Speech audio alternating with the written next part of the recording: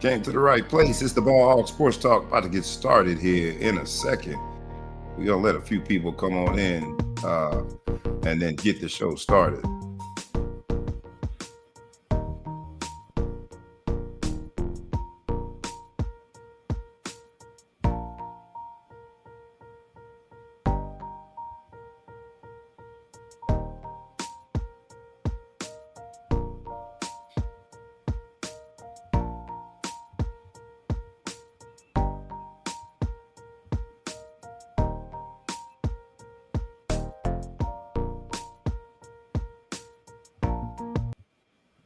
What it do, what it don't, what it will, what it won't. It is another Friday, which means it is another opportunity, yet another opportunity to get together and record the experience known as the Ball Hog Sports Talk. And if you don't know, pay close attention.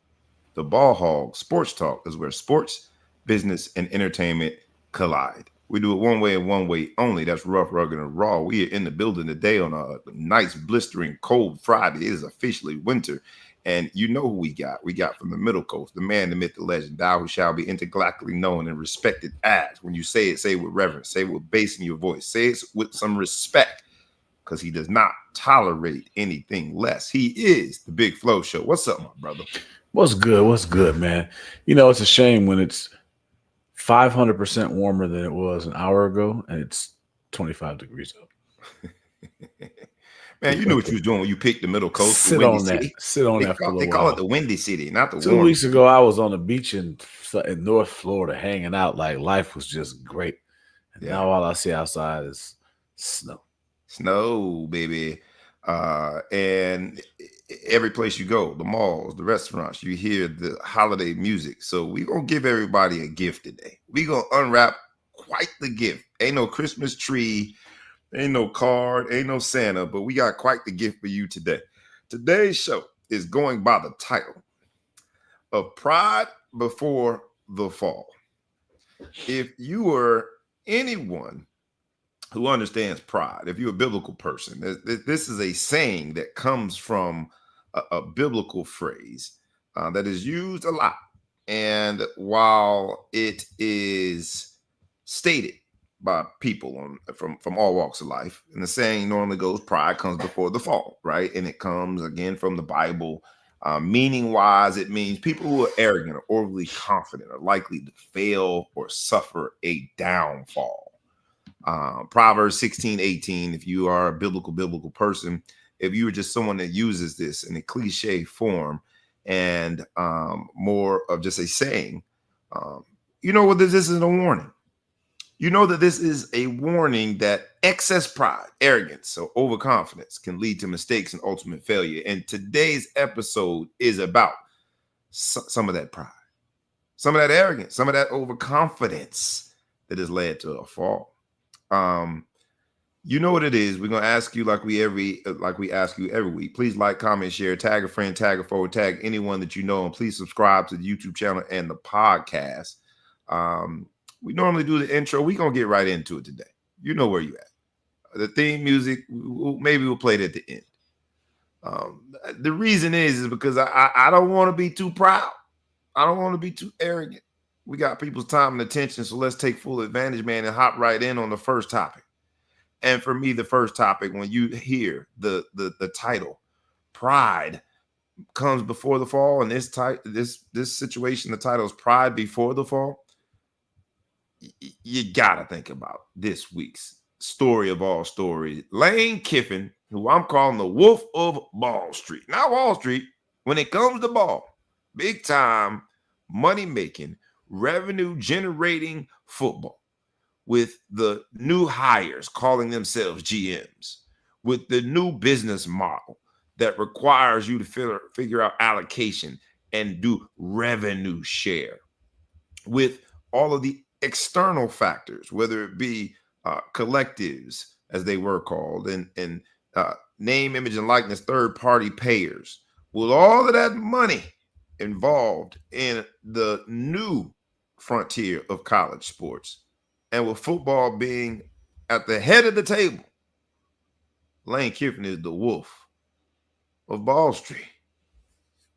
Lane Kiffin this week acted like the scorpion. We've all heard the parable of the frog and the scorpion. They on one side of the water and they're talking, and the scorpion wants to ride to the other side on the frog's back, and uh it promises that he is going to treat him the right way, and they get to the other side, and the scorpion bites the frog, and the frog's like, "Why'd you do that? You promised me you wouldn't." And the scorpion replies, "Because I'm a scorpion." Lane Kiffin, in his behavior this week, being the first ever college football coach to walk away from a college football playoff berth to go to a new team. Brian Kelly arguably was going to be the first, but they didn't make the playoffs that year. It wasn't 12 teams then when Notre Dame was going through this a few years ago with Brian Kelly. So Lane Kiffin becomes the first. The first. Same man who was at one point the youngest coach to ever be hired into the National Football League at the ripe young age of 31. That record has since been surpassed by Sean McVay. Thank you. A young man who was introduced to college football because of his dad at a very early age, had access that people only dreamed of when they're trying to create a career out of this. That young man this week showed us that he is at the pinnacle of the business that is college sports. And I'm just going to ask you simple and plain. Open-ended question. How would you rate Lane Kiffin's departure from Ole Miss going to LSU? And then we'll get, it's layered, but I'll start there, open-ended. How would you grade it, if you will, his departure and the choices that he has made over the last week? You know, it's hard to grade it. I try not to pocket watch and tell people like what's enough money and what's a good situation, whatever. I guess it depends on how you look at it. Like you said, it's Lane being Lane, so I'm not surprised. I knew there was no chance he wasn't going to take the job. It was just a matter of when and how he was going to do it. I think he was waiting to see if he was going to make the SEC championship game this weekend, and hold out, see if he could leave as an SEC champ. Reports say that he was wanted to stay through the playoffs, but he was told not to. That makes sense. Reports. That was self-reported, but yes, it's worth repeating.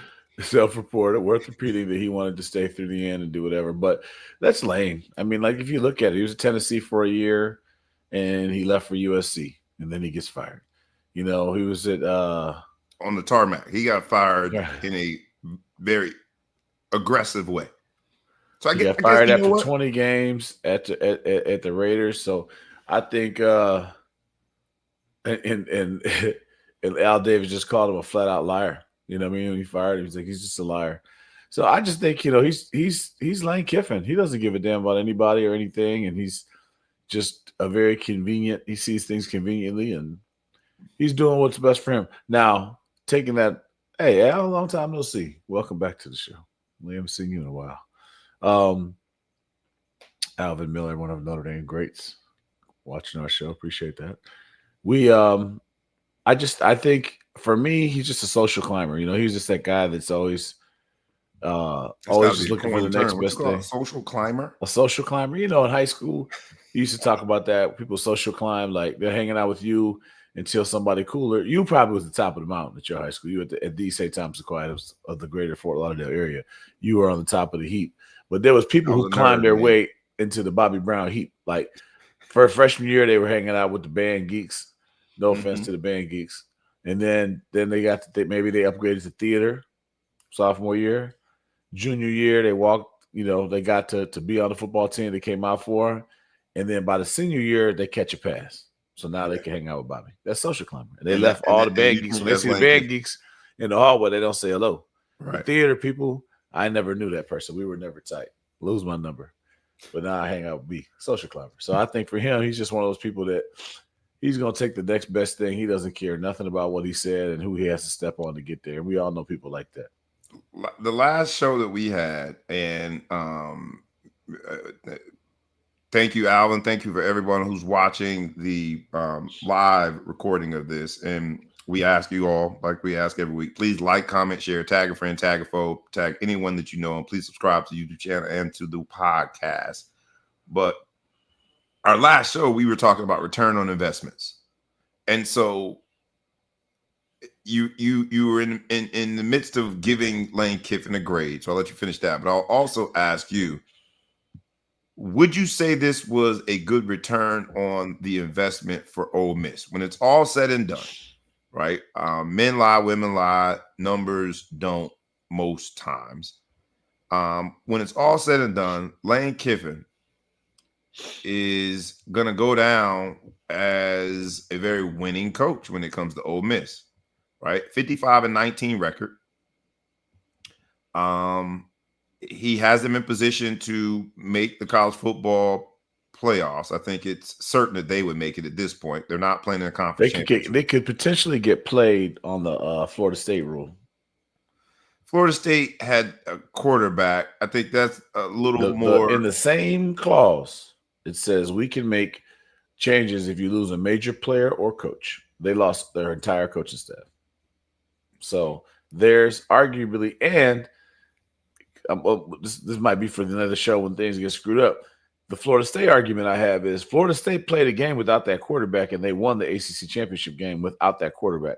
So they really got screwed. Like, you know what I mean? Like, they showed that they could win without him. Lane has nothing else to show or Ole Miss. And you're going to say, what about the kids? What about the kids last time? So It's the same scrutiny. There's more reason not to let Ole Miss into the playoffs than there was. Well, the college football committee, and we're going to get to the Notre Dame thing, has shown that there is no rhyme or reason behind some of the decisions. They talked about how, certain decisions were being made. And I'll just put it out there. Alabama jumping Notre Dame makes no sense to me. Alabama limped across the finish line against Auburn this week and somehow, some way jumped Notre Dame.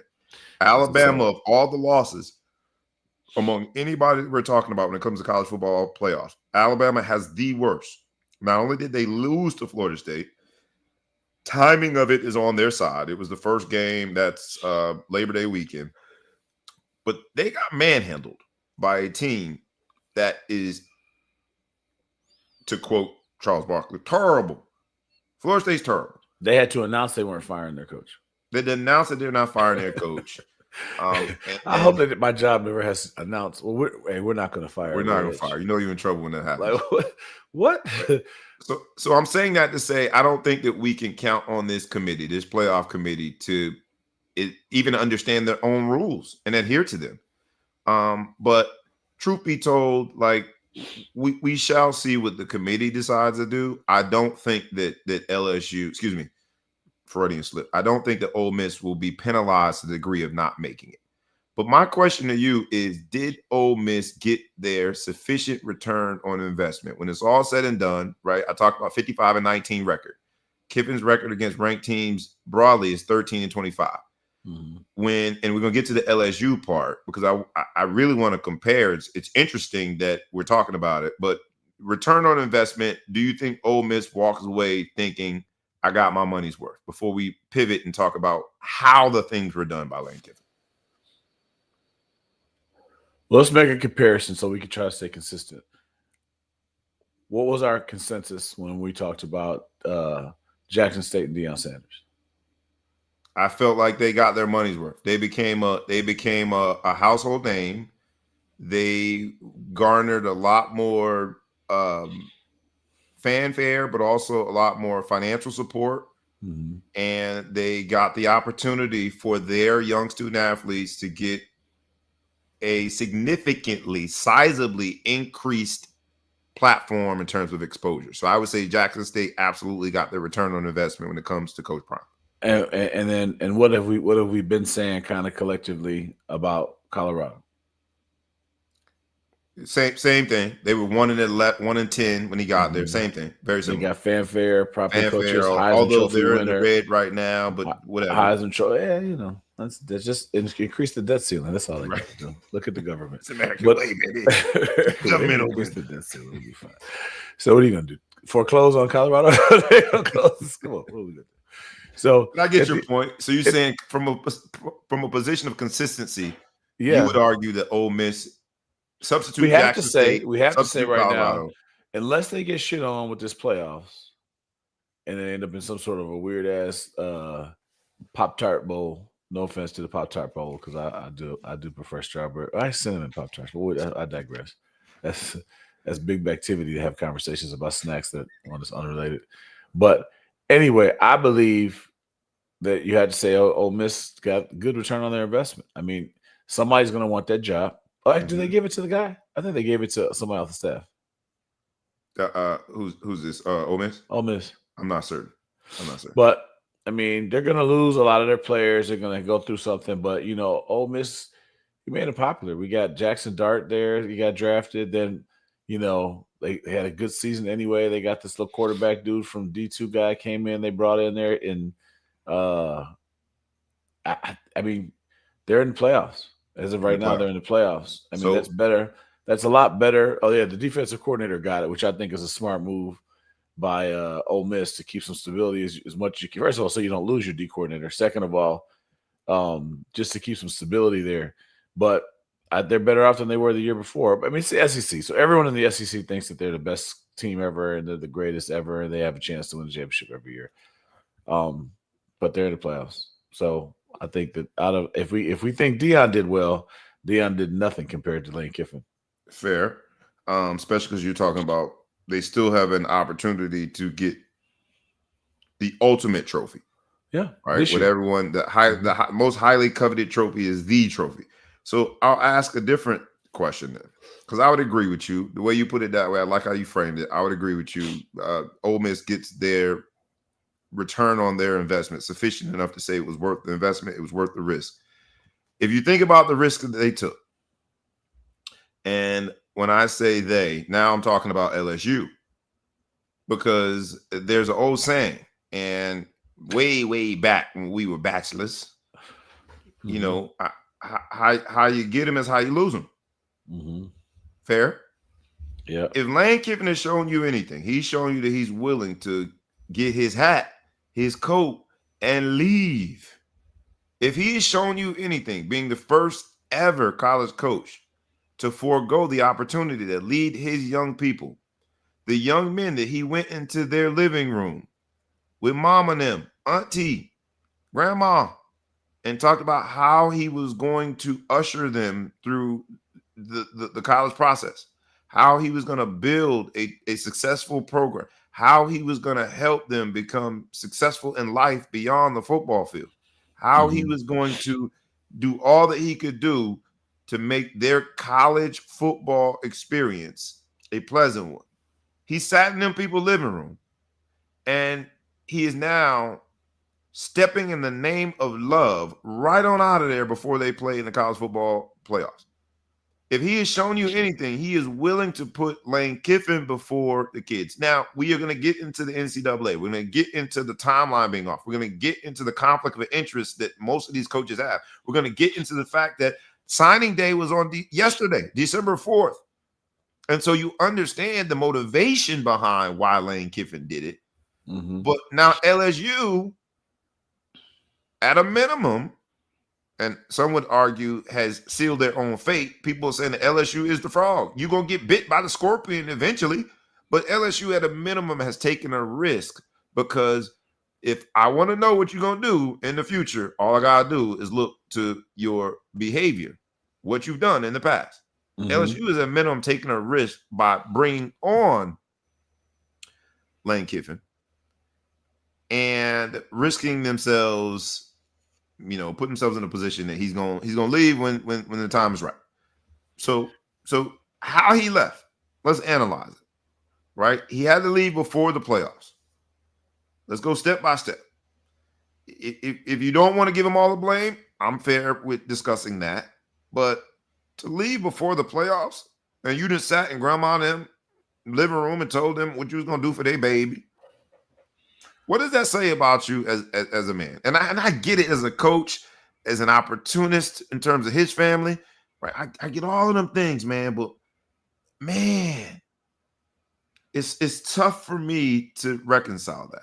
And I'm going to bring it full circle with another more entertainment version of this same story. But what would you say to LSU? Like here you have this situation that is got a spotlight on what Lane Kiffin is willing to do for Lane Kiffin and the Kiffin family, and how if it undermines the progress and the opportunities of the institution and the young men that have gone out there and played to this 11-win season, oh well. I would say here's the problem I have is on paper, how can you say that Lane Kiffin is a better coach than Brian Kelly? Tell me more. And Brian Kelly had 5 10-win seasons in a row at Notre Dame, brought them to a national championship game. Lane Kiffin has never done that. Brian Kelly's never been fired until this year. It's the first job he's been fired from, or at least in a long time. Going back to Grand Valley State, he was national championship there. Then, went to Cincinnati. Then he went to Notre Dame. He won at all those places, built his resume strong. Then he went to LSU. He was still winning games. He wasn't winning championships, but he was winning games. He had some bad losses, but then he beat Bama. He had some key wins in there. Not act like he's just a complete failure. And they get rid of him. So Lane Kiffin has really only had one great stop. Oh, really? Ole Miss. What? Yeah. And how long has he been there? 2 years? 3 years? Lane Kiffin has been there. He left FAU. He's been there. Well, let me think. He's been there 4 years. 4 years. And he's the last 6 years. 6 years. 6 years he's been at Ole Miss? Yeah. And so this year he made the playoffs. So did you give Brian Kelly 6 years to make the playoffs? I mean, so Lane Kiffin made the playoffs this year. He hasn't made it any other year. So what on Lane Kiffin's resume besides this year is great? He went to a bowl game last year and they beat the shit out of Duke. And he bragged about that. And he ran the score up on Duke and he was like, you don't think the SEC is the most dominant? Look what we just did to the 15th ranked team in the ACC. Fuck out of here. You know what I'm saying? So he hasn't done shit. And you got this snake oil salesman who's been fired, from on tarmacs, fired in the NFL, did whatever. Hasn't, I don't know if they won a national championship when he was offensive coordinator at Bama. I think they didn't. I think they did. Yep. It was one of the championships. They won the championship with them? Yep. Okay. I think that's before he went to FAU to take the head job. Now, because he's the Wolf of Wall Street because of how he was able to turn this thing around, or the Wolf of Wall Street, how he's able to turn this thing around. Yes, he did get fired on the tarmac at USC. Yes, he did have what was a very contentious departure from the Oakland Raiders. Al Davis literally said he's a flat out liar when talking about Lane Kiffin. And here's where I think LSU, you don't really hear that when people get fired. You don't hear that at all. You never hear negative. Hey, it was a great job. We had an opportunity here, man. We're just gonna part ways. We'll do whatever. They don't even talked about black coaches like that when they fire. Lane Kiffin, you got fired worse than the black coaches. I mean, come on, man. Flat out. And so now LSU just thinks they got this great guy. The buyout to I was looking on the return on investment you mentioned. LSU has to pay Ole Miss $3 million for the buyout. I think to be paid, by LSU, to be paid, whatever. They put a lot of sliding scale, so he has a $7 million buyout that goes down to $1.5 million by 2031. So I guess the buyouts, you can't put too big of a buyouts in these people's clauses to get them out. But I don't know. We'll see. I'm not rooting for you, Lane. I'll be honest. I'm not rooting. You're not rooting for him. So let's say you're Lane's agent or your Lane's cousin. Do you think that it was a good move, right? And I'll ask it for this reason only because look, you were making $9 million. Lane Kiffin was making $9 million at Ole Miss, where an 11-win season and being one of those 12 teams is looked at as the beacon on the hill. That's golden status. Mm-hmm. Brian Kelly has been in the mix, but LSU is championship or bust. So now you went from $9 million to $13 million. I'm certain that Ole Miss was willing to negotiate the $9 million a year. Now you went to $13 million a year, and you're in the same conference. They claimed they were going to match. There were stories that they were going to match. You're in the same conference with more expectations. You're in the same conference with your predecessor having had some success, but not enough. and you're always going to be competing against that. The irony of this is when the previous athletic director hired Brian Kelly, he said all the things that you just talked about his pristine winning record, about how they brought him in and, you know, he's won on every level, a D2 national championship, qualified for the college football playoffs. And you can't even say all those same things about Lane Kiffin without also pointing out his spots. The spot of he was only in Tennessee for 1 year. They were burning mattresses on the campus when he left. He left like a thief in the night with some BS press conference at midnight just to avoid the public backlash. He's done everything like a squirmy little, you know, even as he's leaving Ole Miss, one of the young student reporters, you know, was quoting, I think it was it was one of the songs, like a ludicrous song. He referred to him as a hoe because of the lyrics, not literally calling him a hoe. Lane Kiffin does a beeline to this young man and does a face off. It's just everything he's done has been squirmy. Squirmy. I mean, as squirmy as you can be. And I just think that LSU is going to find out that he's a scorpion. And I just don't know that he can be anything else. Shout out to Lane Kiffin. That's why I call him the Wolf of Wall Street. Is he a savant or a savage? I think he's both. It depends on what day of the week you find him. He's got to be a savant to be able to reinvent himself. He pressed reset on his career, and now he is at the top of the mountain.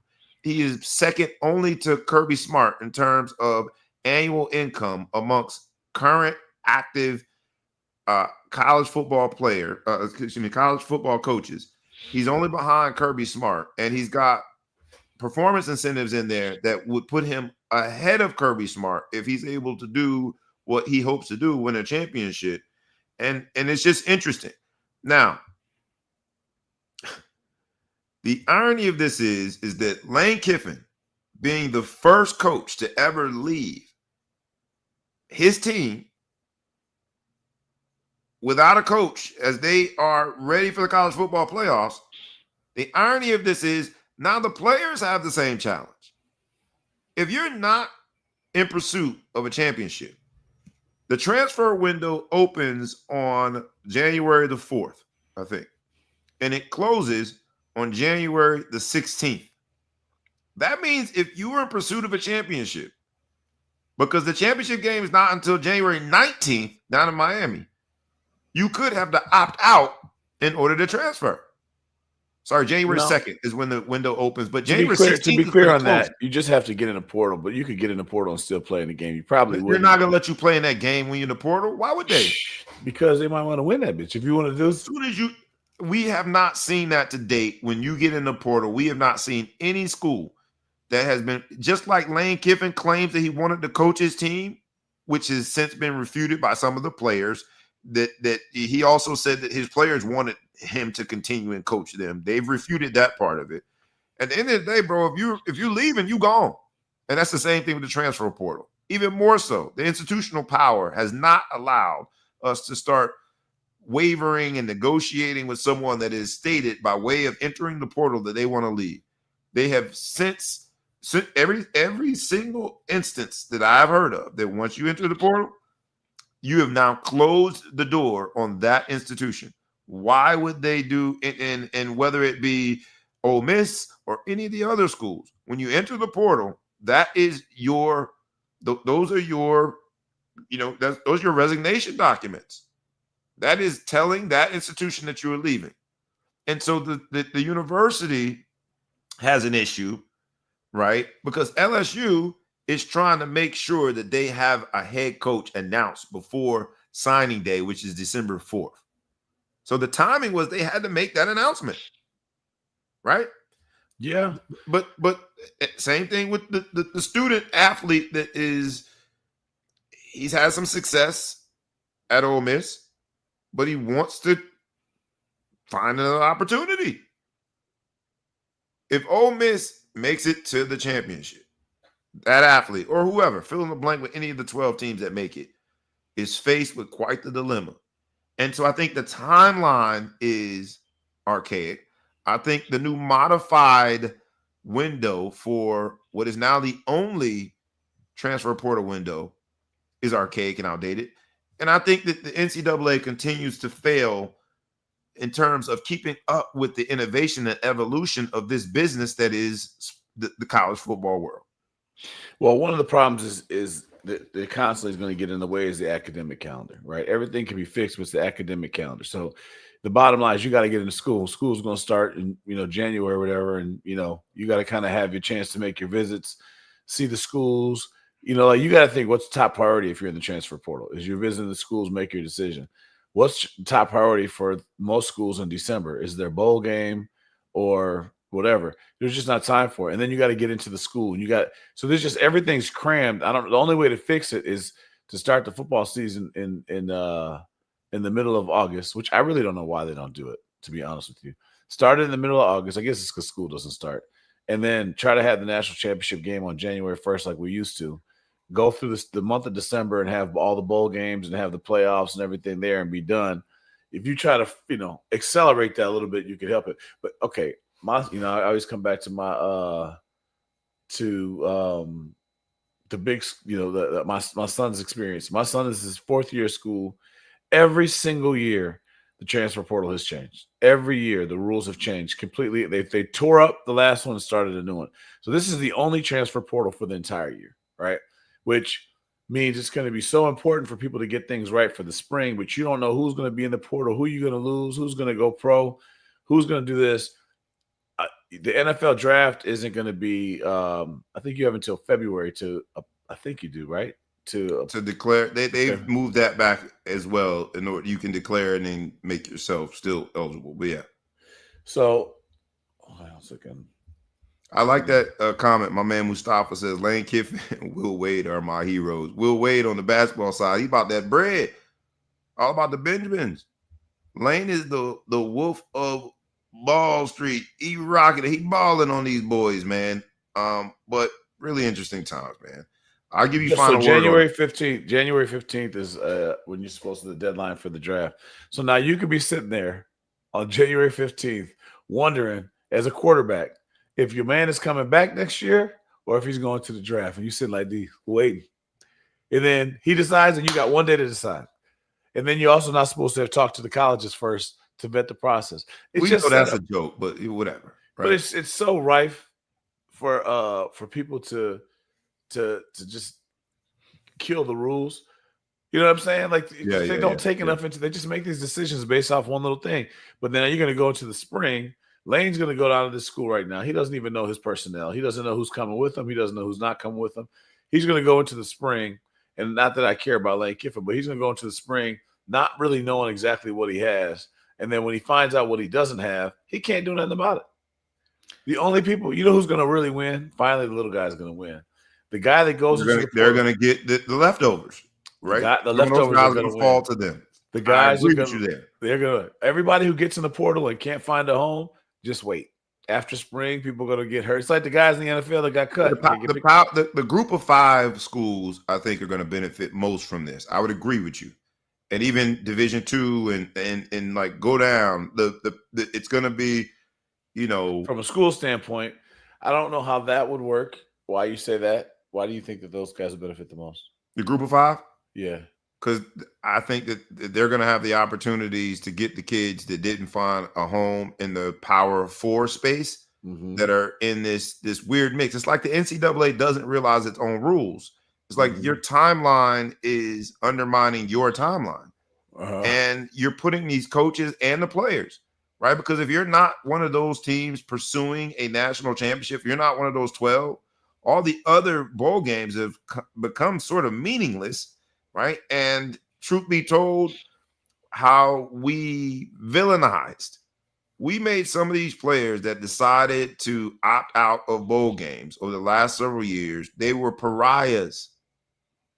They couldn't even, some of those kids young people can't even go back to the campus and be received by their former program because the program felt like you left us high and dry. Fast forward, and you have 2 people connected by the same university. We talked about Lane Kiffin, but if you think about it, Brian Kelly did the same thing. He was at a recruit's house in their living room recruiting with one of his assistant coaches and has LSU on the phone. Steps out and talks to LSU. Now, the only difference, and that's why we're saying Lane Kiffin is the first coach to ever leave his team high and dry that qualified for the playoffs, is that year, the committee decided, it wasn't 12 teams yet, decided that Notre Dame missed it by a photo finish. But we would have been saying the same thing. If you think about it, it's the exact same situation, which is why I look at LSU and it's like, man, burn me once, shame on you. But burn me twice, they have nobody to blame but themselves when this inevitably comes to a screeching halt and a very ugly divorce. They have nobody to blame but themselves. Because if anybody should have known, how you get him is how you lose him. What's the saying? I don't remember what it was. It's a while ago. I'll never lose, so I don't know how I would know. I wouldn't know how you that's for you mere mortals. Ask a loser. If you'd like to know that, ask a loser. You're talking to a winner right now, baby. You're talking to a get him. And I can't tell you how I get them because you know what I'm saying? That's secret.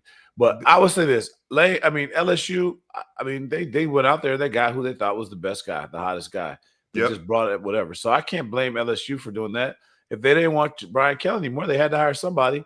And all the other coaches were locking. There's not a lot of good coaches.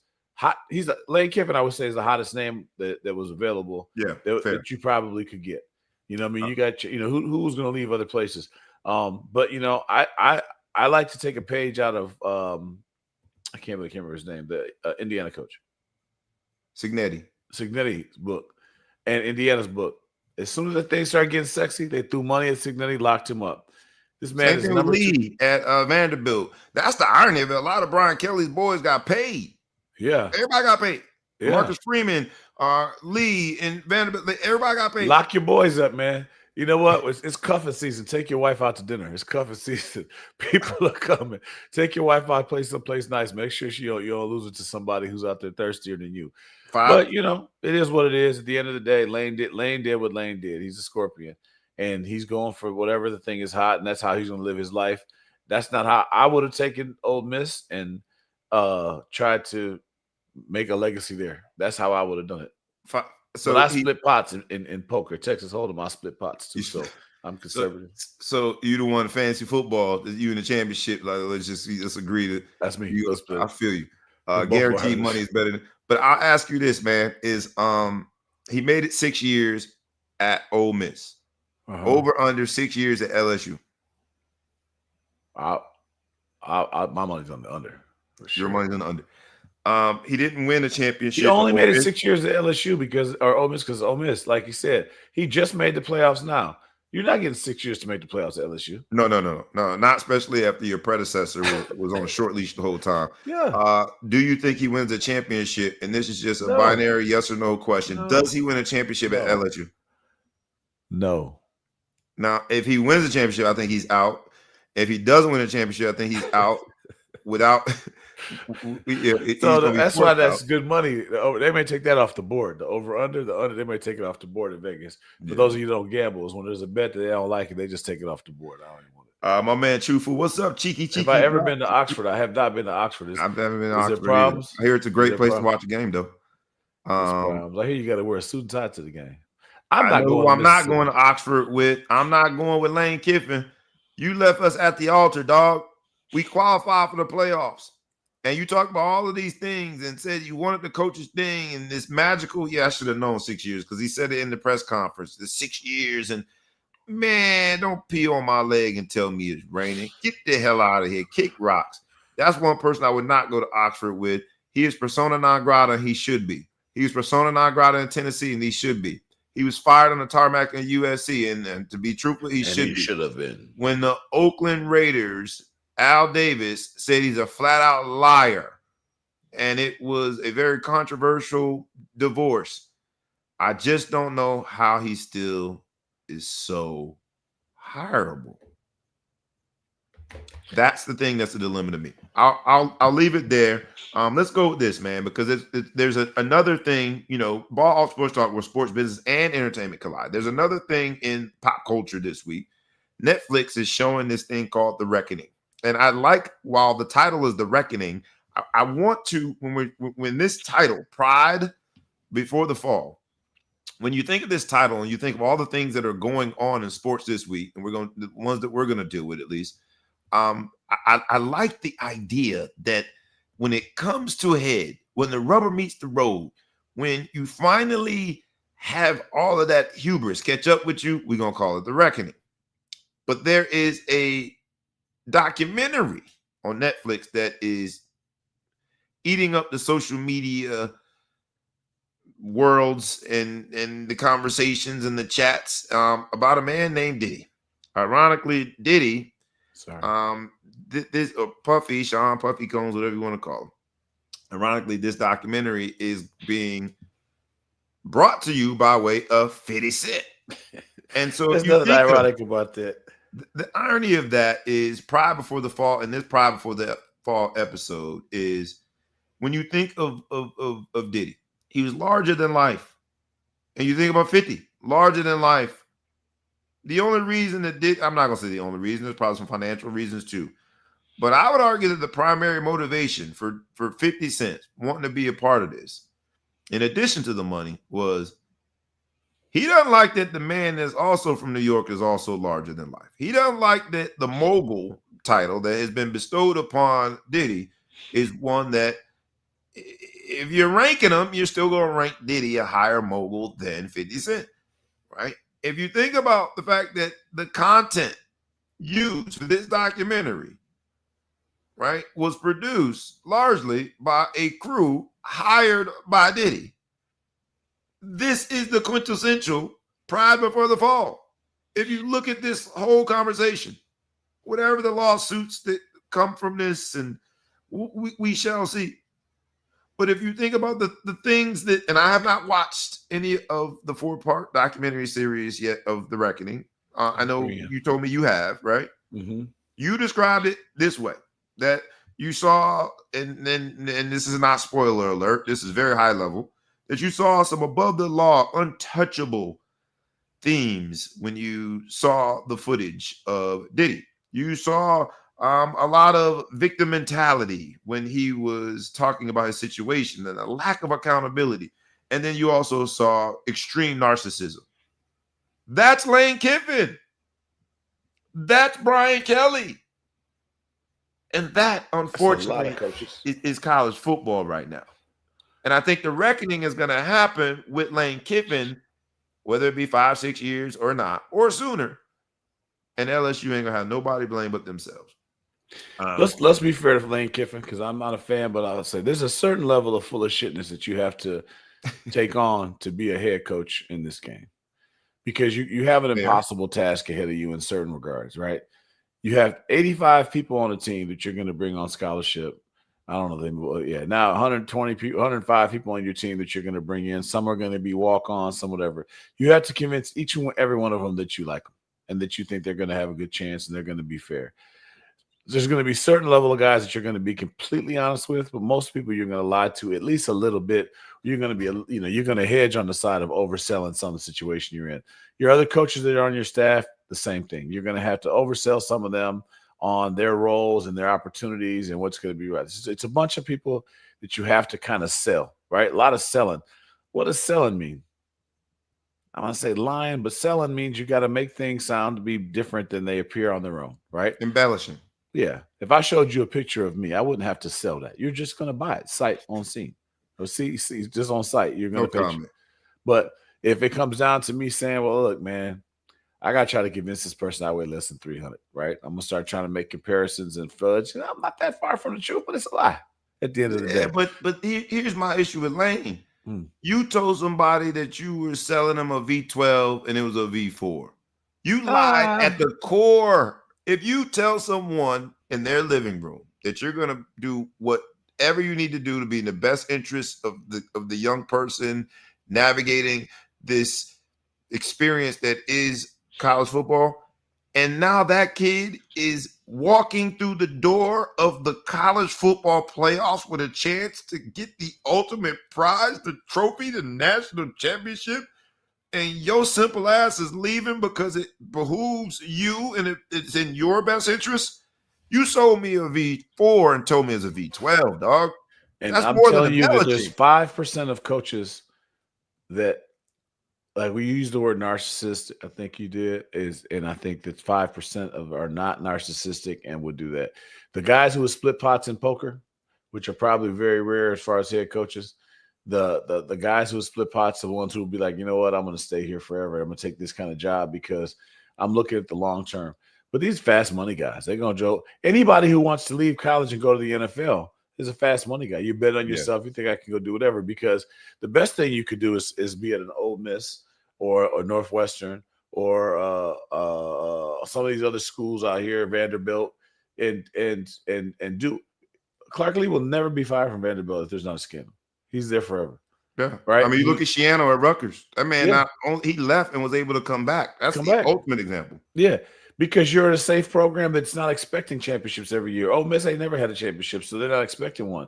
You get a couple big name recruits to come on campus. You get some exciting games. It's the SEC. They're going to be profitable, selling money. People love going there. They're doing, they're attracting people from different parts of the country. You're already winning. So, but at the end of the day, I just think that all coaches are full of shit to a certain extent, and you have to be. Otherwise, you couldn't. If you were honest as hell as a coach, completely honest, you would fail. Yeah. Fair. I'll leave it there. You get last word. What up, man? That's God, bro, in the building. My guy down from ATL. A Miami Hurricane fan. You did not miss the conversation. It's coming up. You ain't ready for it though, so you might want to ain't go ahead and log out. We gonna get to it. Before we get there, man, because we talked about Diddy, and I saw one of the comments. My man Chufu says Diddy looks like the devil. And the reason I did that, I start off with Lane Kiffin and then went to The Reckoning, is because while that particular comment is probably shared commonly among the people who have seen the documentary, I would argue that you could substitute Diddy for Lane Kiffin. When it comes to the UT, Lane got to be watching the show like, damn, I'm Diddy now. not in the same sense of his grave offenses and the depth of, but if you ask Tennessee fans what his 1 year did there and him leaving in the middle of the night and what that has done for their program, that thought that this was the man that they were hiring to get them back on track, you damn right they think he's the devil. And if you ask Ole Miss fans right now today, you're damn right they probably think he's the devil too. But the example in terms of the pride before the fall, I think is very pointed. We'll see if Lane has success there. The other story that I want to get to quick, and we're going to go quick because I want to get to this Miami Notre Dame thing. I want to get to the playoff committee, but I got to at least, I got to acknowledge this man because of his career. CP3, man. CP3 gets, look, Lane Kiffin had the 12 a.m. Interview when he was leaving Tennessee. Well, CP3 gets a 3 a.m. call, and they tell him while he's in Atlanta that he got to go home to L.A. And CP3, and I quote, parted ways. This is his 21st career. This was supposed to be a retirement farewell tour. He joined the Clippers, and it's supposed to be a farewell tour. While he's a 40-year-old man, and they aren't going to lose a lot in terms of the on-the-court productivity, to be sent home and to have to announce it by way of an Instagram story in the middle of your farewell tour. There's something wrong with that. And I know that CP3 has had several instances everywhere he goes. He's supposed to be sort of a diva, a drama king or queen, how you want to describe it, but very dramatic. Making sure he calls people out and holds their feet to the fire. But in year 21, at 40 years old, you got to be an absolute dummy to think that they're going to put up with that.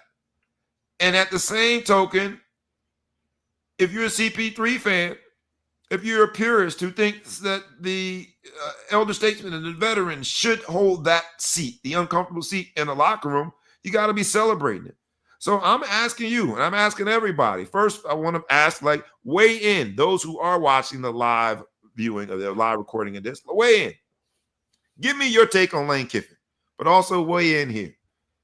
Should we be mad at the LA Clippers for ruining the farewell tour? There are people that bought tickets to their games. They're 5-16, going nowhere fast. And there are people buying tickets to the games, not because they want to see Kawhi Leonard, if he plays, not because they want to see James Harden, not because they want to see Tyronn Lue, because they want to see CP3 one last time before he says farewell, who won't get to see him.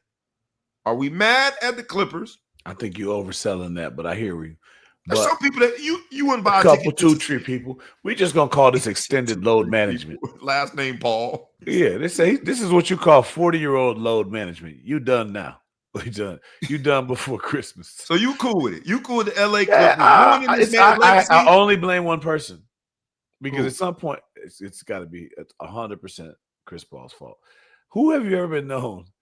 Like you're telling me at an away game. They want you out. They could easily just don't play you, have you at the game, don't dress. They said he was not on speaking terms with the head coach. I need you out of the city that we are in. I want you. Only you can be responsible for that. I hold the Clippers. I do not hold them responsible because it would be too easy just to do any other unless you're a complete asshole. There's no other. So many people have not dressed, a healthy scratch, all kinds of stuff. I don't want you here anymore. You being in the city is too close. We're going to fly you, and we're going to make sure somebody gets you to the airport and put you on a plane. You're a grown-ass man, and they're making you get to the plane, make sure you get out of here. Right before the fall. So I need you out of the city. He was proud. We about to do a team meeting. But look, man, this is Chris Paul. Career stat. Beat it. They don't owe him shit. Beat it. 8 points per game. 9.2 assists. Career, bro. 12 All-Stars, 5-time assist champ, All-Star MVP, even LeBron Rookie of the Year, 6-time steal champ, 4-time All-NBA team, 7-time All-NBA defensive first team, first ballot Hall of Famer, arguably, now I'm not saying it's absolute, but arguably the best point guard of all time. And now he has to add to his legacy. He was sent home from Atlanta by these bum-ass Clippers. Come on, man. Blame yourself. Blame yourself. Talk about you don't know how to act. You got 5. I would love to find out what the final straw with this is. Someone said, "Get him out of here." Somebody get his ass out. Hey, it's the pride before the fall. And what's the verb that they chose to use in that documentary? The reckoning. The reckoning is when he got that tap on the shoulder at 3 a.m. in Atlanta. Say, "Hey, man, you got to go." But the real reckoning is 3 a.m. Think about what was going on. 3 a.m. They told him he had to go. Yeah, he got to go. He's supposed to be asleep. But the real reckoning is, and I was hoping they were like 3 a.m. Eastern. I was like, oh, they must have been on the West Coast. No, they were in Atlanta. So it was 3 a.m. I need you to go home, man. I need you out here. What the real reckoning is going to be when the documentary comes out. We're going to hear the real story behind this. There's no way to find a flight. Don't even know flights. Hall of Famer. It wasn't even no flights. They probably put him on the private jet, drop his ass off, and then come back and get the rest. You got to go, dog. We're gonna quickly we're gonna switch it up a little bit because I was gonna get to the I'll get it. We're gonna get it real quick. We're gonna bring in our research. We're gonna bring in real quick our research. We're gonna get into these conference championships, college football, and it's big business is relying on some results this weekend. It's conference championship weekend, so how dare we not hop in and make some predictions? And in order to do that, we'll look at some odds. We'll bring in our guy, PSP, from the PSP podcast, who also serves as our research guy. Let's bring in P-Funk Parnell in the building, a.k.a. PSP. What's up, everyone? What's up, Parnell? How y'all doing? Man, living the dream, brother. How about yourself? Let's see if I can do it this way. How about yourself? You doing well? Chilling, man. Just enjoying my beautiful day off from work. Just happy to be on the pod, man. Good, man. We're going to hop right in, bro. Before this, I just want to let you know you're outnumbered, man. You got 2 light skins and you got 2 Haitians against you. That's why I wore this gold chain. You're the only one from South Florida. You grew up more Haitian than I did, probably, being in South Florida. Are you just saying that because Haiti they're about to enter the World Cup? We didn't give them enough. We should have gave them a whole show. Shout out to the Haiti World Cup. Shout out to Haiti World Cup. I know St. Thomas Aquinas ain't in the World Cup. No, we not. We not. But I know that. We might be one day. Not right now. And you're Venezuela. Where you from? Your people.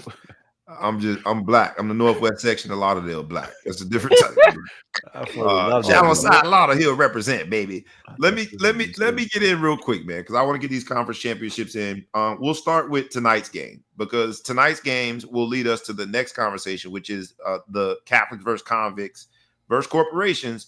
But we got tonight's games. We got for the Sun Belt Conference, we got James Madison University. They're playing Troy, and you got Bob Chesney, ironically, who, unlike Lane Kiffin, was not asked to leave now. Right? Bob Chesney, who's the head coach of JMU, has already taken the job to be the next head coach at UCLA. They're going to let him coach any of the postseason. James Madison University, odds are against them, but they could be in the college football playoffs. What are the odds of that game? I'm assuming JMU is favored to win against Troy. Huge one there, 23.5-point favorite. 23.5. Who you got on that one, Big Flow Show? JMU. I'm going JMU too, because of their house track, but also because it's a lot more sort of security, right? Their coach is going to be with them for the duration of this season. I think it just provides the security that young people need. They can focus on the task at hand versus our coach don't want to be here no more. We got a different coach. So I'm going with JMU. Next game, you got the AAC Conference Championship. You have the other Group of 5 team that is in talks of being in these college football playoffs, which is the unbelievable University of North Texas team that came out of nowhere. They're going to play Tulane. North Texas is ranked 24. Tulane is ranked 20 in the country. What are the odds of that game? North Texas is a 2.5-point favorite. Over Tulane. Pretty impressive. Who you got on that one? And it's at Tulane. So technically that's really big. Tulane got to host because they had the higher seed. North Texas, Tulane, a lot is into that game. Who you got, Big Flow Show? I got Tulane by a bunch. I'm going North Texas. And the challenge with that is if North Texas wins, North Texas is probably going to be the 12th team. I'm going North Texas. So we disagree there. Let's get into the meat and potatoes. Let's go SEC first. SEC. You got Georgia versus Alabama. What are the odds there, P? Georgia is a 2.5-point favorite. Now, this is the rematch between these two teams because they faced each other a couple of months ago. Who you got there? And I'm assuming, like all SEC championships in Atlanta, so that's kind of a home game for Georgia. Georgia's only a 2.5-point favorite. Who you got, Big Flo? This is a difficult one because I would normally think that Georgia could win big, but I would say that Alabama has everything to lose. I mean, their season is this is a playoff game for them, not just a championship game. This is a play-in game. It should be, but they try to juke the system a little bit, but there's a chance. If they win, there's no chance they're not in. If they lose, there's a chance that they're out. So I'm gonna have to, and I don't know how hard I'm gonna fight. I mean, you want to get a championship in the SEC. This is a bigger conversation about should these Power 4 teams get rid of their championship games because the implications are pretty huge, not just from a standpoint of getting into the playoffs, but from also a standpoint of like injuries and do you need this competitive of a game right before you start the playoffs? So I'm going to go ahead and say Bama on this one. I'm going on the other side. I think Georgia wins this game. Kirby Smart being the highest paid coach in college football. This game means a lot for Kirby. You got to beat Alabama when you're supposed to beat Alabama. You didn't do it the first time. You got another shot at the apple, and it's a way to close the door on this Alabama conversation when it comes to this year's playoffs, but it's also a way to close the door on the conversation of whether or not Georgia is still little brother. So I'm going Kirby Smart and Georgia to win that one. Really, P? Yeah, I'm going. Yeah. Okay, I just want to let you know that Kirby Smart's record against Bama is 1-7. I get it. That's why I think it's the Kirby Smart Bowl. A lot of his value is wrapped up into this game. Okay. Let's go Big Ten championship. We got number 1 team in the nation versus number 2 team in the nation, both in the Big Ten. Ohio State, IU. What are the odds of that one, P? OSU is a 4-point favorite. And that one's in Indianapolis normally, right? So Yes, Lucas more of Oil a home Stadium. game for IU. So 4-point favorite. You get the 6 points for basically it being an IU home game. They're saying it's basically a 10-point difference between those teams. Big Flo, who you got? This is a super tough one. This is the one that really motivates me to say they should get rid of the championship game. The number 1 and there's the number 2 team theoretically should be the national championship game, and we're playing it tomorrow. That doesn't make any sense in anybody's thing. So I also feel like there's going to be some hiding going on. If you're the number 1 versus number 2 team and you're playing in a game that doesn't count as a national championship game, you want to hold back a little bit? You want to hold something back? Do you really want to squeeze it at the end and put your guys at risk and do all stuff like that? So I think One of them's going to have what they're playing for is one has a guaranteed bye first round and the other one doesn't. They're both going to get a bye. It's not going to, unless it's a blowout, they're not going to switch the standing. You're still going to be top 2 to 4. You're not going to go out. You're not going. Whoever loses this game isn't going to go past 4. Well, I think depending on the rankings, I don't think that both of them can be top 4. One of them because That's of the true. Power 4 conferences, the slot. So whoever loses has to play first round. And not to mention the Heisman, because again, you got a couple of Heisman finalists in Sayan from OSU and of course Mendoza from Indiana. So this is going to be a really compelling game. And Ryan O'Day's record against Indiana is 6-0. Who you got, Big Flo? I'm gonna go Ohio State on this one from purely from an experience standpoint. But I think that's going to be their that could be their kiss of death. Ryan Day always gives us a dud, and I think this is his dud. I'm going Kurt Cignetti, IU, to do the unthinkable. What I'm calling a home game for them. They're going to take over Indianapolis, and IU, what has always, at least in my lifetime, been known as a basketball school, puts an exclamation point on the fact that they are a football school. I'm going IU on this one, man. I hope you're right. Yeah. I think that all of the energy and effort and emotions that Ohio State put into winning last week's game against that team up north or whatever they call Michigan makes this a trap game, which seems crazy because it's a conference championship game, but I'm calling it a trap game. I think Indiana wins it. Last but certainly not least, ACC, you got Duke versus UVA. What are the odds, P? You forgot the Big 12. Texas Tech versus BYU. Texas Tech is a 12.5-point favorite against BYU. Who you got, Flo? I need Texas Tech, so I got Texas Tech because if BYU wins, it makes things tricky for Notre Dame. It's going to explode everything. Texas Tech, Red Raiders. Let's go, baby. Now, last but certainly not least, ACC, you got unthinkably in the ACC championship, Duke versus UVA for the ACC championship. What are the odds, P?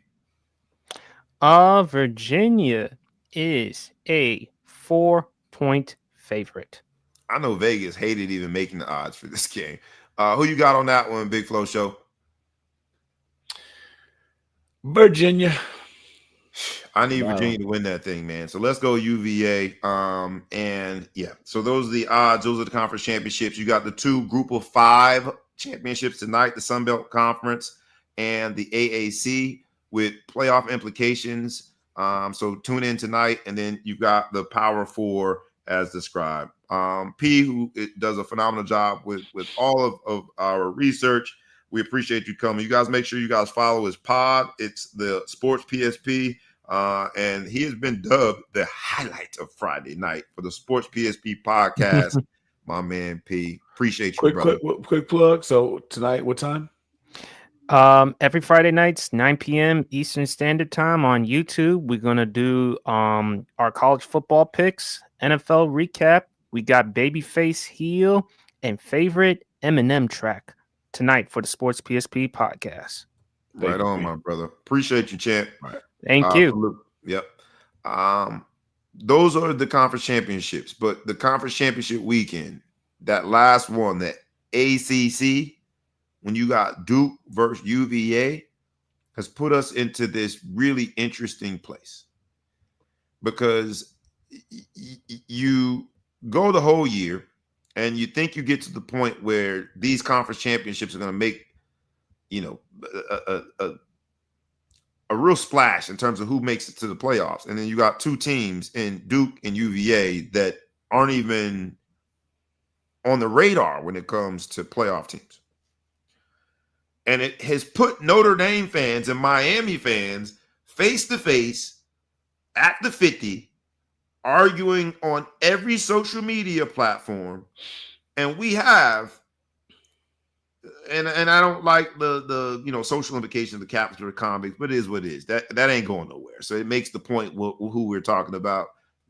No way, shape, or form, fashion are we truly believing that Miami players, students, grads, alum, fans are convicts. The only reason we say it because it makes the point. And I want to make sure that we say that because a lot of my friends, family, that was my team before I made the best decision of my life to go to Notre Dame. So let me be clear. We are not furthering that, what I think is a irresponsible narrative. But that game has been called Catholic versus Convicts. I've added another C to that versus corporations because it has been argued by a lot of those same family and friends, people that I love and adore, that the only reason that Notre Dame at this point is ranked higher than Miami, seeing that Miami beat Notre Dame in a head-to-head, the only reason that Notre Dame is ranked higher than Miami is because of the potential lucrative nature of Notre Dame being in the playoffs. And so I added corporations. And I do want family, friends. I don't like that you're perpetuating that. I don't like the convicts bullshit either. That always bothered me. But even back when I was a youngin' and couldn't afford to buy the T-shirt, I didn't like it. But I don't like that implications that corporations are here. But it's all football. This is all being said. Logic. It's being said. It's being said. So we got to acknowledge it. And to be fair, I think that they've got a point in the sense that we're talking about in tonight's games. Right. And it won't happen, but there's one scenario where you could have James Madison University and the University of North Texas is the two teams that are taking up the 11th and 12th spot coming from the group of 5. And then we're also talking about two programs that have historically been at the top of the college football mountain for at least the last 30 years in some shape, form, or fashion. You're talking about Catholic versus Convicts, which is why I put it in there, which is still 30 for 30 worthy, but also still looked at as when college football was just special. It is something pure about thinking of that rivalry. So you've got JMU and University of North Texas, who could arguably from the group of 5, from the Sun Belt Conference and the AAC, take up 2 spots, or Notre Dame, Miami. So people do have a point when they're talking about the financial interests of a decision that benefits Notre Dame. Now let's get into the football interest. And I'm going to go to the comments now. I know, I hope there he is right there. Now we're going to talk about the football interest. What do we think? And let's try to be objective. Both of us, in the spirit of full disclosure, are Notre Dame men. Both of us have, emotional ties to Notre Dame. But both of us also try to be objective when we analyze these things. So let's do our damnness, our best to be objective. Give me the reason, and I'm going to play devil's advocate, and I want those who are watching, anybody in the live audience right now who believes that Miami should be ranked over Notre Dame, that Miami would be the better option to take the playoff spot over Notre Dame. Please just tell me why. And you tell me why not. Why is Notre Dame? Let me start with the why not. Let me kind of bring you down the line. So when we lost those first 2 games, everyone thought all was lost. And I was like, well, I just became the biggest Miami and the biggest A&M fan around because if we run the table, we could get in. Right. And our good friend Emmett Mosley was like, you're crazy. There's no chance we can get in. And as the weeks went by and they kept winning, we just got sucked in with that draft. We stayed we stayed ranked. We stayed like 25th ranked. We never went out the rankings. And so it just kept sucking us in. And they kept winning games and we doing whatever. And this is just the nature of how things work. They do the preseason rankings. They rank the top 25 teams. You start off at a certain point, so you only fall so far for each sin that you go because you started off at a certain level. So we got in there, and I was like, okay, as long as we can get to 20. And I was like, what's going to happen is people are going to start losing, and we're going to start climbing, and we're going to start climbing, and we're going to start climbing. And you get to a situation where, all right, well, you a more recent loss, now you got to drop. So now they lose. I think their first loss was to I think Louisville. SMU was the first one. I don't remember the order they lost. They lost LSU. November, but I don't remember who that loss was. So LSU was Louisville was the first loss that they had. And it was then like a SMU. Friday night, a random ass Friday. And that was bad, but we was like, okay, they were still number 9. I think they went to number 9 from that. Okay, we lost, whatever. And then that's hilarious. He said, pause. No, on today's show, since we're referring to the reckoning, we're gonna say no Diddy. I did hear you say that, but anyway, I'll just put it on the screen. So, at the end of the day, then you get the second loss, and it's like, all right, well, who's the rankings are not for the entire season. It's today. That's why when you beat a team, I think that's tough for people to reconcile. It's tough for people to reconcile, but I can just go back to a million things. I mean, you go, how many teams start off? You find a team that was a top 10 team in the beginning of the nation, at the beginning of the season, and at the end of the season, they're not even ranked. Yeah, Florida State's a great example. Yeah, Florida State. So it's like, yeah, Florida State beat Bama, but nobody's looking at them right now. But it's, at the end of the day, at the time, that was what the ranking is, but that's not what it is now. You talk about head to head. Well, should Louisville and SMU be ranked ahead of Miami? Because no one would make that argument. No one would make that argument. So head to head is a factor. Recency, right? Then they want to say head to head matchups. They want to compare the Pitt, which was the margin of victory. Margin, okay, but this is the thing that's so selective about that, and it's like you put your chin out there. So they played Pitt the last game of the season and beat them 38 to 7, I believe. And scored on the last possession with Carson Beck throwing the ball to C.J. Williams, whatever the kid's name is, number 7, who caught that amazing ball against Notre Dame. So they literally had their ones in with a minute left, up 31-7. Trying to send a statement so that they can compare it to the win that we had 37-15. Well, how soon we forget? Just in November, they played Syracuse and they beat them 38-10. And then the next week we beat them 70-7. Right? Yeah. So when we wanted to show you how much better we are than you and Floss, we put 70 points up. When you guys wanted to say that hey, I need something to fight against Notre Dame, the last game of the season, we beat them by 22 points. So you guys are fighting with your starters in the end to try to sit with scores so you can't tell the story. So the eye test says we're a better team right now. Right now. I think that's the key. And I'll add to your very eloquent description of why you think that Notre Dame should be ranked higher than Miami. That's the only thing we're discussing here. This is specifically about those two teams. I will add this. While I take the point that Miami beat Notre Dame head to head, while I take the point head to head should matter and it matters in every sport, I take the point that if it doesn't matter, then why play the games? I just hope that on the other side of the argument, people also accept that this has been happening since rankings started, is that who you are in August. Notre Dame played Miami in August on the road with a redshirt freshman quarterback in his first start, and it went down to a field goal with a minute and a half or whatever it was left in the game to decide who won. And I've had Miami friends and family tell me, oh, Mario took his foot off the gas. That's not true. Hogwash. That's not true. That was a great game quarterback that Miami a national won. Championship quarterback. You guys came in there, Miami. He's been there. We got the freshman quarterback in his first start in what's basically a bowl game scenario. It was a Monday night game, the only game on in college football at that time. The big lights, big rivalry, doing whatever. It took exactly one half of football. In the first half, I thought we missed on a recruit. And the second half, I say, hey, we might be on to something. And he's played well ever since that second half and did whatever. And we still almost got you, but you won. I'm not going to try to say we didn't win. But as your boy Show Enough is trying to say, what about the Northern loss? That was also very early in the season, and we only lost once. And we ran the table besides it. We had one loss to Northern. We came back in and we got him the same way. The Northern Illinois loss would have been a lot more detrimental. And here's where I think that the objectivity of this, I hope, can be received. And it's tough, right? It's pride before the fall.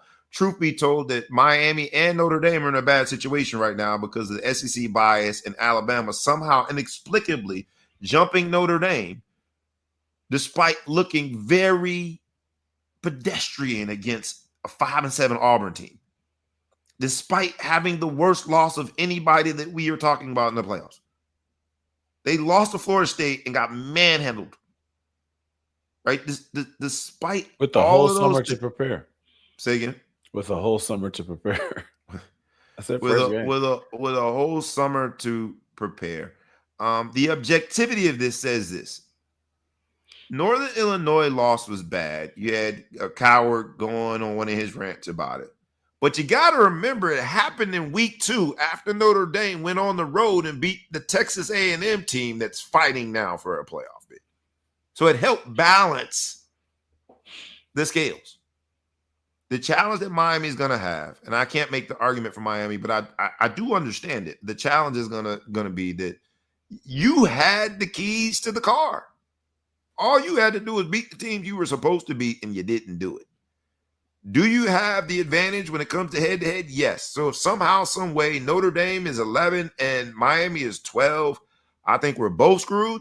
But you can make that argument, but you can't say we have the same record. We don't have the same record, right? The wins and losses is not we don't have the same resume. End of the story when you talk about records. You have to then analyze each loss. We lost by a grand total of 4 points to 2 teams that are both in discussions when it comes to these college football playoffs. One on the road, and the 1 point loss came down literally to a muff PAT, and let's be honest, a holding call that was not called. That matters. It has always mattered. Whether it's Notre Dame and Miami, whether it's fill in the blank with 2 other teams, how the game is played and the nuances and details of the game has always mattered. That's the part that I guess I take a little bit of offense to people saying that it's only because it's Notre Dame and a Notre Dame bias. And people have said it so loud that the college football committee has done the unthinkable. Alabama jumps Notre Dame while looking terrible. Notre Dame puts 49 points up on Stanford on the road. And yes, it was a rival. Yes, it's the Iron Bowl, but Auburn isn't good this year. And somehow, some way, Alabama jumps Notre Dame. We'll see what happens. I think Miami is a phenomenal team and deserves to be in the college football playoffs. Let me also say that. He said, I think there's some other arguments that this brings us to as well. You know, I'm going to do this while you make those arguments. Go ahead. I'm going to just put this visual up while we do that. You go ahead. A lot of people are saying, you know, these people, these schools are fighting for their lives while Notre Dame sits at home and does nothing, right? And I will argue with you and say, okay, right now Alabama is playing against Georgia for the SEC title. SEC championship. Yep. So you have Ole Miss, Oklahoma, and Texas A&M that are sitting idle, right? Obviously, A&M only has the 1 loss, but you've got does Ole Miss only have 1 loss?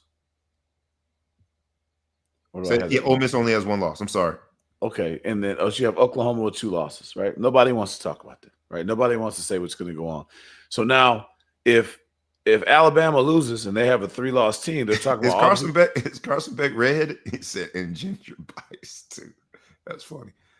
So at the end of the day, if Alabama loses, right, and they end up having no, this is wrong. I'm looking at this thing. Alabama loses, they got 3 losses. So Alabama's got 2 losses. Oklahoma's got 2 losses. Yep. Oh yeah, Ole Miss does have 1. That's the reason I put Oklahoma up here because that's the other. So Oklahoma's sitting. They're sitting home. They're not in their conference champion. They're not playing for a conference championship, and they have 1. So Notre Dame is not in a conference, so they don't have a conference championship. Miami didn't make a conference championship in their sorry ass conference that Duke made the championship. That's a real problem, and they should blame the ACC for the ridiculous rules that we are seeing right now. Right, they got a 7-5 team plan. So be mad at your own conference before you get mad at the CFP, because if they go win a conference championship game, It's a very hard argument. They have a chance to go. Look at the stats here at the three teams rather that have the 2 losses.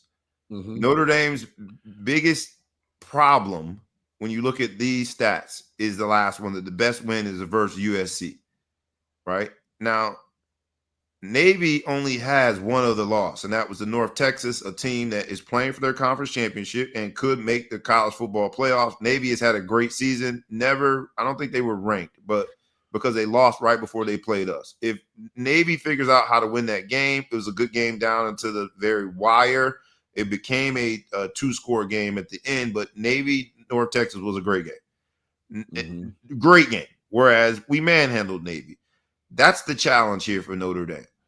Other than that, when you look at all Navy, of we these, manhandled Arkansas, who gave a lot of people some tough run. Yeah. I mean, if you go, there's a lot of stuff. I mean, again, what we did to Syracuse was borderline illegal.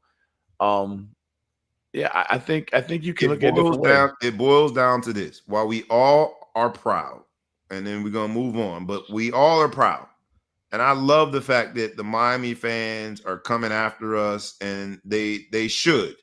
They absolutely should, because pride in your school requires you to do what we are doing. We all are campaigning and we going to bat for our team.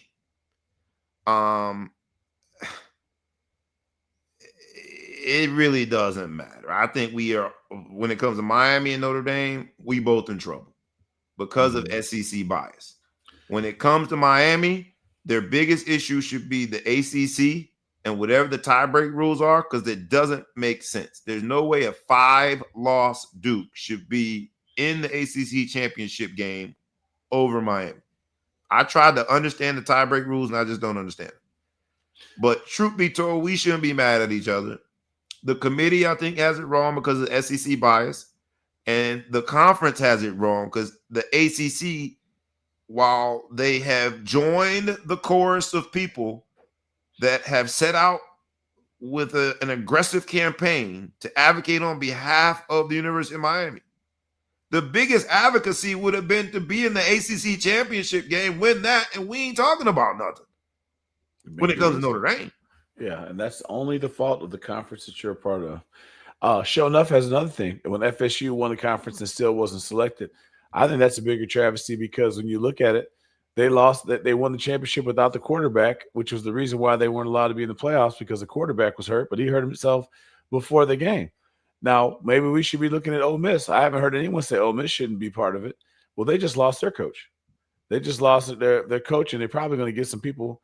I don't think they would opt out at this point, but they lost more than one. They lost their head coach and more than people. That if a quarterback can make you not get in there, surely the head coach can knock you down, because you're an at-large team. Everybody who doesn't have an automatic bid is an at-large team. So you're an at-large team. They don't let Ole Miss in because Lane Kiffin left. Lane Kiffin better hire additional security, man, because that would be a travesty for those kids. You're right, but truth be told is I don't think that the committee wants to send that message.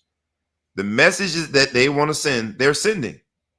That they think that the SEC has some superpower over everybody else, such that they can ignore an early loss to a Florida State team that looks horrible. Florida State got drugged up and down the field against a Florida team that's horrible.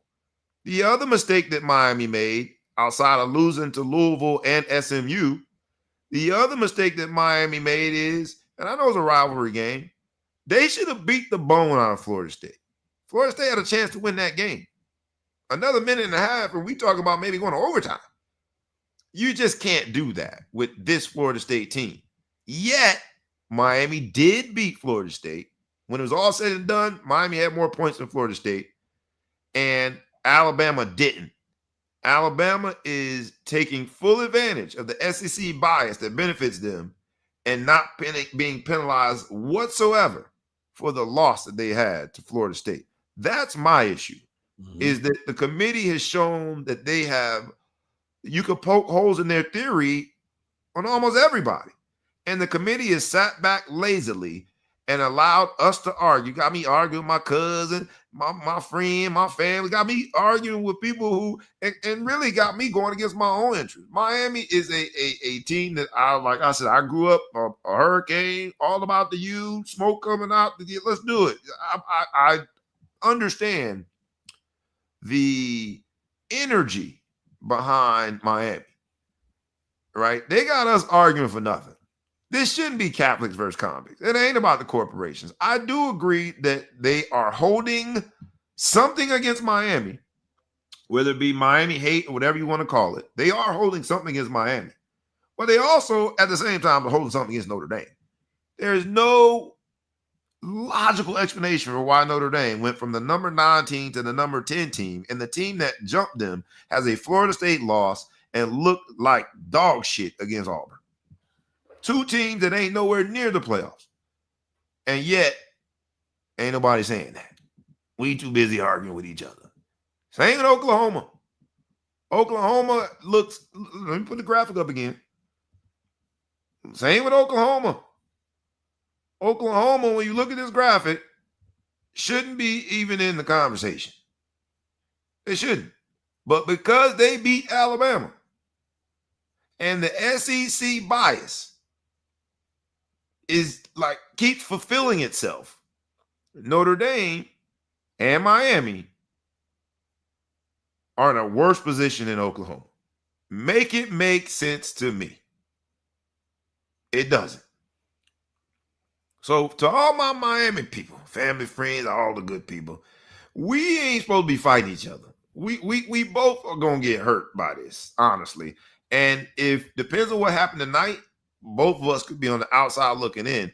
And to be completely honest, and I said this to my people, my cousin, we ain't got nobody to blame but ourselves. Same with Miami. You got to win that game and get the hell up out of there. If you're Notre Dame, Yes. Figure out a way to win that game at home.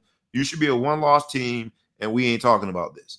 Whichever one of them games you figure out how to win it. Now, I will say, with the back up against the wall, last year after the Northern Illinois loss, you see what we did, and everyone said we didn't belong. That was proven to be a lie. And I think the same thing would be true this year. If you think about momentum and your statement, you said the rankings are based on how you look right now. Notre Dame looks like a phenomenal team right now. And if you don't believe me, just look at the stats.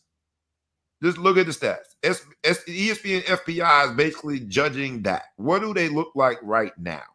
Notre Dame and Miami look better than Oklahoma, yet they're in a worse position than Oklahoma for the same SEC bias that has haunted us for years. So I think the committee needs to figure out what they want to do with this old SEC bias. To me, I think they should throw it in the damn fireplace and burn it forever, because you got to trust your eyes. That Alabama team went out there and lost to Florida State. If they lose tonight or they lose tomorrow and they're a 3-loss SEC team, should Texas be upset? They just beat the shit out of Texas A&M, who I can't believe Texas A&M isn't. I don't know how they make the championship, but Texas A&M is it was the number 1 or 2 team in the country. Yeah, and they lost to Texas, and now all of a sudden Bama is in the championship game.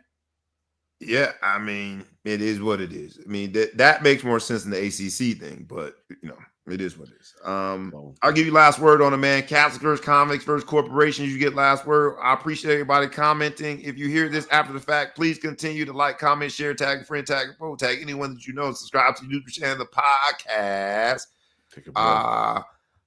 My cousin said, hurt my feelings.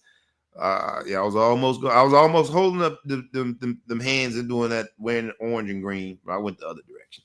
I'll give you last word on it, man. What do you got to say? I mean, I think you said it right. If somehow, some way, I mean, Notre Dame and Miami don't have any more games to play, so it's kind of hard to see someone flip-flopping those two. If somebody was really about their business, the pride before the fall, man, like somebody needs to just swallow their pride and figure it out.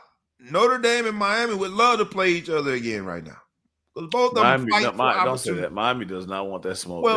Well, in terms of the momentum, Notre Dame, at least by the metrics, looks like the better team. But Miami is fighting for an opportunity to play in the playoffs. You better believe they'd be willing to fly to South Bend tonight to go play and earn them a right for a chance at a national championship. Notre Dame and Notre Miami Dame's are answer would be starving for a championship. Notre The only Dame's way you get offer to a would be championship for is why. through them playoffs. Yeah. Notre So- Dame would say for why? For why? Why on earth would we And play? there's the problem. But if Yeah. there was somebody out there with them deep pockets, not the little pockets I got, deep pockets, this would be the game during championship week. And I've been saying that forever. Notre Dame need to Again. figure out how to create a pseudo conference championship, play the person who got screwed in their conference championship every year, figure out a neutral place and say it's a game. You put a placeholder there. We'll figure out who we playing. But we know we're going to play somebody conference championship week. I guarantee you that would alleviate some of the drama around sitting at home conference championship week. But I digress. Last word goes to you. Last word goes to me is, whoever gets in, gets in. Whoever doesn't get in should have won all their games. Hey, man, somebody going to play that back to us if we don't get in, man. It's going to be Well, famous. you know what? That's why I had to be honest. That's why I said it now before I'm mad. Yeah. Whoever did this group of 5 shit, they're doing a little too much though. If you get two JMU and North Texas both get in there, it's a problem. You flush and you talk about pride before the fall. The timeline that the NCAA is using, the theories that have been debunked left and right in terms of the playoff committee, the conflict of interest that players find themselves in because of the transfer portal, because of opportunities to go get rev share other places, and the conflict of interest that coaches find themselves in. Lane Kiffin had a real conflict. Signing day on December 4th. The hell with what y'all talking about. My next team, I need to make sure has some horses in the stable. Because of all of these things in the mix, until the powers that be, the decision makers, swallow their pride, we're going to have these issues over and over again. And I hope not, but it might be the pride before the fall when it comes to at least this current version of the structure of the system. Takes an ugly fall because nobody wants to see JMU in North Texas. No offense. Nobody wants to see that. And so ultimately you're killing yourself from a financial standpoint. Good stuff. We're going to go home with 2 lightning rounds. SEC. Boop, boop, boop, boop, boop. I got my own SEC bias, I guess, because I did want to at least talk about the SEC versus ACC hoops. Great hoops. Saw some good basketball. SEC, it's the SEC versus ACC challenge. You got men's and women's. This is the 3rd year of this particular early season conference matchup. Love it. Last year was 14-2 SEC over the ACC. This year the gap was narrowed. Initially, ACC was winning 6-1. They lost that lead and lost this challenge 9-7. But the ACC has made drastic improvements versus last year. The thing that I wanted to just bring up, man, is this might be the best freshman class. I don't want to say ever. I don't want to be a victim of recency bias, but even the experts have said this is one of the best freshman classes of basketball players that we didn't see in a long time. I've even heard people say that Cooper Flagg reclassed up because he knew that he wouldn't be a lottery pick in this draft. They might be right. Cameron Boozer is down there acting a donkey at Duke. You got the kid from Kansas who, Darren Peterson, has been dealing with a hamstring issue, so we haven't seen a lot of him, but everyone says the NBA ready. The kid from BYU, AJ DeBonsta, bruh, kid can play. Kid can flat out play. And then 2 players that we got to see in this SEC versus ACC challenge, Caleb Wilson at UNC and Darius Acuff at Arkansas, along with Malik Thomas. I liked him at Arkansas too. Bro, this is a very deep freshman class. It should be a very fun year of college basketball. Looking forward to it. And you got Mikael Brown at Louisville, who's balling. He's part of the ACC. You got Nate Ament. I got to see him at Tennessee, 6'10" point guard, basically. Really some good players. So we'll see, man. I'm looking forward to college basketball. I'll give you last word on it, man. ACC came up short, but they closed the margin significantly on the SEC versus last year. I'll give you last word on it. With the diaper dandy showing out. And I forgot the ultimate diaper dandy. Your boy, man. You know who your boy is. At Syracuse. Mellow. Little Mellow. He's not Little Mellow, but Cayenne Anthony, I think, is doing a good job, not only on the court, but they have this post-game interview where he takes over the microphone and just big ups his teammates. Showed his personality. He's a star in the making. Hopefully that can translate onto the court too. But I'll give you last word on it, man. Some good diaper dandies in this freshman class. No, it's exciting because, this is the time of the year where you kind of like get a little depression because you feel like football's winding down. It's going to get sexy and then it's going to quit. So it's great to have basketball right behind it that I can start really paying attention to. I don't really give basketball its full respect until after these bowl games. I feel you. Let's hop into the final, man. Yeah. Koa Pete. I think that's the Arizona kid. Where's he at? Koa Pete is at no, he's not Arizona. Where is he at? I haven't seen him play yet, but I've heard a lot about Koa Pete as well. Arizona. Big man from Arizona. So I gotta watch Arizona. I haven't seen them play yet, but some good talent, some very good talent. Appreciate that comment. That might be a new viewer. Koa Pete, better than all of them. And there is going to be an arms race to the finish line when it comes to which diaper dandy. To the show, champion 20 or 2. I don't know. Whatever that is. Sound like you're trying to trick me into saying something. I'm not going to do it. Yeah. Appreciate the comment. Let's go on with this, man, before we get out of here. And research tells us that AJ DeBonsa is averaging 19.4 points per game, 6.3 rebounds. And man, he got a mean pivot. You know how to stay on that pivot. So some great talent in this particular class. So looking forward to this year of college basketball. Let's go home with this, man. Ball Hawk Spotlight moments. I'll leave the first one and say Heisman finalists. The finalists will be decided on the 8th of December. So next Monday, I think that is. It's coming up. And my fingers are crossed. My man, Love, man. Yeah, the dirty player from Stanford. Ah, man. He got lucky I don't know your name. I'll be talking bad about you from Stanford. Knees him in the ribs. That was a perfect setup for him to go ahead and just lose his mind and get the Heisman. He was on his way, man. But so we'll see if he gets invited. It should be interesting times. Heisman talk has been very boring this year, but very boring. At the end of the day, man, that makes a young person's life. To win it changes their life. To even be invited to it, that experience is going to be something they'll never forget. So tune in on Monday and see who will be the Heisman finalists. I throw to you for your Ball Hawk Spotlight moment. I want to give a shout out to Pat Fitzgerald. Here's a man that was, name was dragged through the mud. He was released from a school that should have been giving him a statue. Been out of the game for a while, doing this long, drawn-out legal battle. Made the most of it. Went back and coached high school football. Coached his kids to a state championship. Got to do that for a little while, and got his bread. He sued for $150 million. I'm not quite sure how much he got, but that's a nice starting number when you start at $150 million.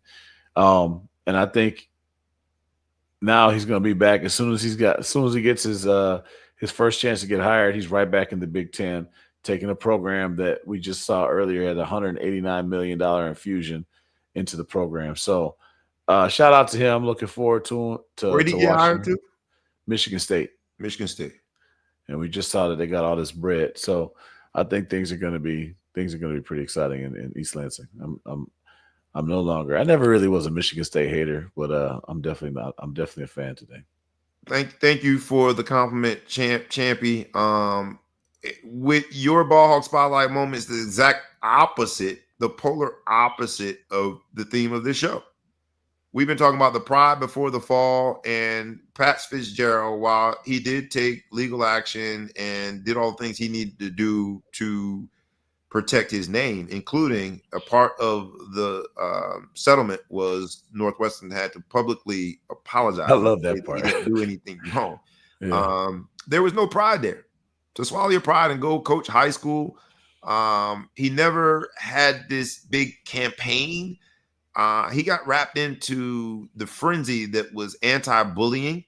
And yeah, there was never any there. I've heard you speak about him personally, but even beyond that, from more than an arm's length away, just trying to look into the story, just didn't look like there was any there. The accuser was notoriously at odds with Pat Fitzgerald, had every incentive whatsoever to misrepresent what happened and mischaracterize what happened. And so I don't know him personally, but I am glad to see that there's a man who was at the top of the coaching mountain at the time at his own school, has every reason to be bitter, and he never was. There was no excessive pride there. There was no excessive narcissistic behaviors. He just did what he had to do. He resuscitated his reputation, and now he has been rewarded with another opportunity. So good luck to him. You did mention he's going to be at Michigan State. This is unbelievable, but Michigan State got, and I want to make sure I get the number right, a gift of $401 million, of which 290 million of that 401 has been designated for athletics. Man, this is big business, brother.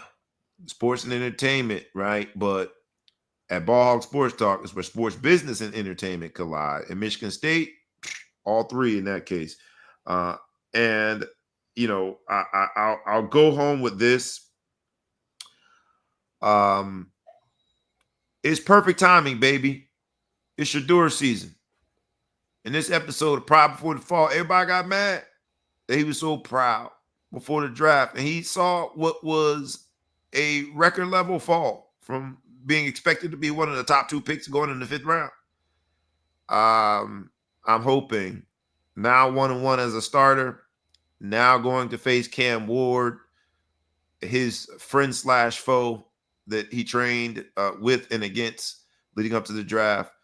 Should be fun, but it's perfect timing. He got into an argument with one of the receivers, Jared Judy, and I think that people are going to have to come to terms with this young man is not going to mince words, and he is not going to flush that pride down the toilet. He is who he is. He get it honest. That is Coach Prime's boy. Perfect timing, Shador. Let's go, baby. Dog pound. Been a great show, man. I'll give you last word before I take us home. Anything you want to say to the people? Stay warm, man. Stay warm. It's cold out there. Stay warm. Very warm. fair. I'll go home with this. In this episode, we talked about The Reckoning, which is the documentary featuring, I don't know if you say featuring, I don't know if that's the right word, that doesn't highlight it. It covers the Diddy situation, The Reckoning. We've talked about a lot of the figures this week that have had their own reckoning, that have had their own fall, that seems directly connected to the pride, excessive pride prior to, hence the show title. I'm gonna end it here before I get out of here, man. I got to go down to a game this week. I got to see my son play, who's playing. I'm representing the day. I'm representing the player basketball. My son's a freshman playing on a team that's a very, very, very, very, very, very talented team, and not going to play much. First time he's ever been in that situation.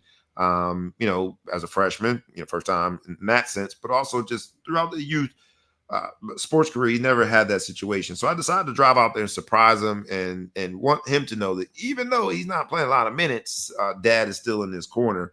And while he's sitting on the bench the whole game, because it's a close game, and again, it's very talented players, arguably one of the top point guards in the country on that team, with a whole bunch of other talent on that team. I think they're at now the number 2 team in the country in terms of prep programs. He got in the last 2 minutes. And I remember that happened to me one time in high school because I was late coming over from football to basketball. And I was so proud. I was so arrogant because the whole country wanted me. Coach Holtz was at that game, and Coach decided, I'm not going to play this game, and he threw me in. I was so arrogant and proud that I was offended that he put me in that game with a minute left. I ended up not playing basketball that year, that became an irreconcilable exchange that we had. I moved on and started track early, but all of these years I've regretted that I didn't just go in humbly and play. So fast forward, I get to see my son. 2 minutes left. He gets in the game, makes 2 great defensive plays. He drew a foul. He hit a corner 3, and most important to me, he proved that he's being raised right.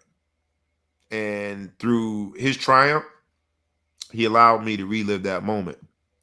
And I think as parents, especially in this youth sports space, as you encourage your young athlete, even through a high school, make sure that we balance pride and humility, because pride does come before the fall. And you're not always going to be on top. Make sure that your kids know how to handle a little adversity.